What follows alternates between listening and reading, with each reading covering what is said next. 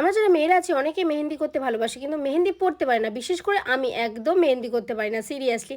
আমার এক বোন মেহেন্দি আর্টিস্ট, ও খুব সুন্দর মেহেন্দির ডিজাইন তোলে। ওর হাতে একটা ডিজাইন দেখে আমার ভীষণ পছন্দ হয়েছিল, তাই ওকে ফোন করে বললাম একটু আয় আমার হাতে মেহেন্দি করে দিয়েছে। ও সঙ্গে সঙ্গে চলে এসেছিলো আর আমার হাতে এত সুন্দর একটা ডিজাইন করে মেহেন্দি করে দিয়েছিল।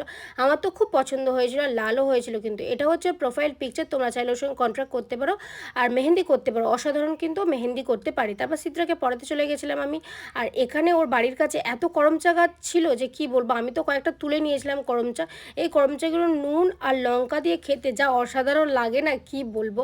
অনেক দিন পরে ঘুগনি গেলাম, জানো তো, মানে এই কাকুটার কাছে ঘুগনি খেয়েছিলাম। পড়াতে গেছিলাম, কাকিমা এনে দিয়েছিল, বেশ খেতে ভালো লেগেছিলো অনেক দিন পরে। আর সন্ধ্যাবেলা খেয়েছিলাম একটু পকোড়া। বাবা দক্ষিণেশ্বর রেস্টুরেন্ট, এটা কিন্তু বারুইপুর উকিলপাড়াতে আছে। আর খেতে কিন্তু অসাধারণ এখানকার চিকেন উইংসগুলো। 50 টাকা, কোনোটা 20 টাকা, কোনোটা 10 টাকা হলেও এই চিকেন উইংসটা আমার ভীষণ পছন্দ। তাহলে ভিডিওটা অবধি, টাটা।